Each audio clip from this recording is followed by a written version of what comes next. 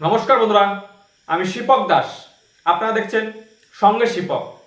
যা দেখায় না কোনো বিকৃত মিডিয়া, তাই তুলে ধরি আমরা আপনাদের ছোট্ট ইউটিউব চ্যানেল সঙ্গে শিপকের মাধ্যমে।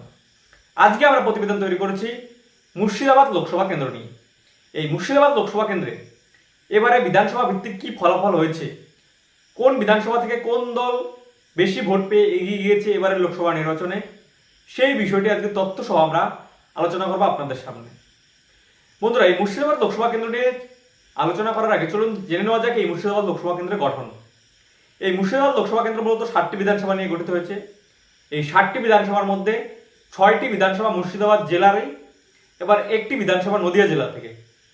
অর্থাৎ মুর্শিদাবাদ জেলার যে 6টি বিধানসভা এই লোকসভার অন্তর্গত, সেই 6টি বিধানসভা হলো ভগবানগোলা, রানীনগর, মুর্শিদাবাদ, ডোমকল, হরিহরপাড়া এবং জলঙ্গি। এই 6টি বিধানসভা মুর্শিদাবাদ জেলার অন্তর্গত এবং একটি বিধানসভা করিমপুর, এটি নদিয়া জেলার অন্তর্গত। এই 7টি বিধানসভা নিয়ে মুর্শিদাবাদ লোকসভা কেন্দ্র গঠিত হয়েছে। এই মুর্শিদাবাদ লোকসভা কেন্দ্রে যদি আমরা এবার প্রার্থী তালিকার দিকে তাকাই, তাহলে তৃণমূলের প্রার্থী ছিলেন বিদায়ী সাংসদ আবু তাহের খান, এবং সিপিআইএমের প্রার্থী ছিলেন সিপিআইএমের রাজ্য সম্পাদক মোহাম্মদ সেলিম, এবং বিজেপি প্রার্থী ছিলেন মুর্শিদাবাদ বিধানসভার বিধায়ক গৌরীশঙ্কর ঘোষ। এই 3জন প্রার্থীর মধ্যে এবারও মূলত লড়াই হয়েছিল এবং ফলস্বরূপ দেখা গিয়েছে তৃণমূল প্রার্থী আবু তাহের খান এই কেন্দ্র থেকে জয়ী হয়েছে। এখন আমরা দেখব বিধানসভা ভিত্তিক ফলাফল, যে কোন বিধানসভা থেকে কোন দল লিড নিয়ে এবারে লোকসভা ভোটে এগিয়ে গিয়েছিল। আমরা যদি শুরুতেই ভগবানগোলা বিধানসভা দেখি, এই ভগবানগোলা বিধানসভায় যদি আমরা ফলাফল দেখি, তৃণমূল কংগ্রেস প্রার্থী ভোট পেয়েছিলেন 1,10,857টি ভোট। বিজেপি প্রার্থী ভোট পেয়েছিলেন 18,490টি ভোট, এবং সিপিআইএম প্রার্থী ভোট পেয়েছিলেন 87,081টি ভোট। তারপর আমরা দেখব রানীনগর বিধানসভা। এই রানীনগর বিধানসভায় তৃণমূল প্রার্থী ভোট পেয়েছিলেন 95,589টি ভোট। বিজেপি প্রার্থী ভোট পেয়েছিলেন 20,496টি ভোট, এবং সিপিআইএম প্রার্থী ভোট পেয়েছিলেন 96,310টি ভোট। তারপর আমরা দেখব মুর্শিদাবাদ বিধানসভা। এই মুর্শিদাবাদ বিধানসভায় তৃণমূল প্রার্থী ভোট পেয়েছিলেন 86,313টি ভোট। বিজেপি প্রার্থী ভোট পেয়েছিলেন 94,164টি ভোট, এবং সিপিআইএম প্রার্থী ভোট পেয়েছিলেন 40,651টি ভোট। তারপর আমরা দেখব হরিহরপাড়া বিধানসভা। এই হরিহরপাড়া বিধানসভায় তৃণমূল কংগ্রেস প্রার্থী ভোট পেয়েছিলেন 97,299টি ভোট। বিজেপি প্রার্থী ভোট পেয়েছিলেন 24,320টি ভোট।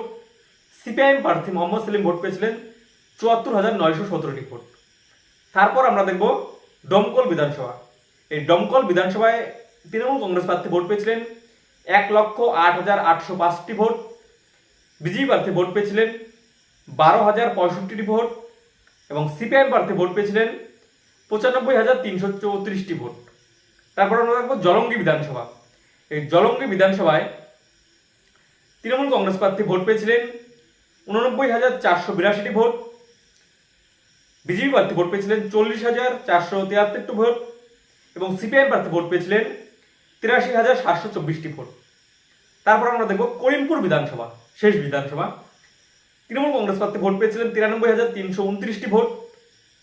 বিজেপি প্রার্থী ভোট পেয়েছিলেন 81,006টি ভোট, এবং সিপিআইএম প্রার্থী ভোট পেয়েছিলেন 39,716টি ভোট। আমরা দেখলাম সার্বিক 7টি কেন্দ্রের ফলাফল।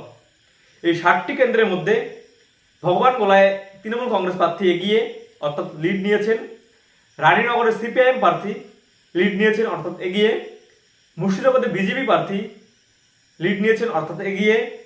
হরিহরপাড়ায় তৃণমূল প্রার্থী এগিয়ে, অর্থাৎ লিড নিয়েছেন। ডোমকলেও তৃণমূল প্রার্থী এগিয়ে, লিড নিয়েছেন। জলঙ্গিতে তৃণমূল প্রার্থী এগিয়ে, লিড নিয়েছেন, এবং করিমপুরেও তৃণমূল প্রার্থী এগিয়ে, লিড নিয়েছেন। অর্থাৎ 7টির মধ্যে 5টিতে তৃণমূল, 1টিতে সিপিআইএম এবং 1টিতে বিজেপি প্রার্থী কিন্তু এবারের লোকসভা নির্বাচনে এগিয়েছিলেন। যদি সার্বিক আমরা ফলাফল দেখি, তৃণমূল কংগ্রেস প্রার্থী ভোট পেয়েছিলেন 6,82,442টি ভোট। বিজেপি প্রার্থী ভোট পেয়েছিলেন 2,92,031টি ভোট, এবং সিপিআইএম প্রার্থী ভোট পেয়েছিলেন 5,18,227টি ভোট। এই কেন্দ্রে কিন্তু তৃণমূল কংগ্রেস প্রার্থী আবু তাহের খান জয়ী হয়েছেন 1,64,215টি ভোটে মোহাম্মদ সেলিমকে হারিয়ে, সিপিআইএমের রাজ্য সম্পাদক। এই দেখলাম আমরা সার্বিক ফলাফল এই মুর্শিদাবাদ লোকসভা কেন্দ্রের অন্তর্গত 7টি বিধানসভার।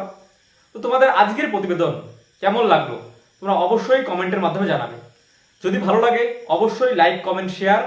আর যারা এখনো সাবস্ক্রাইব করনি তারা অবশ্যই সাবস্ক্রাইব করবে, কারণ সাবস্ক্রাইব থাকলে আমাদের নিত্য নতুন প্রতিবেদন তৈরি করতে উৎসাহিত হয় এবং অনুপ্রাণিত আমরা বোধ করি। নমস্কার, ধন্যবাদ।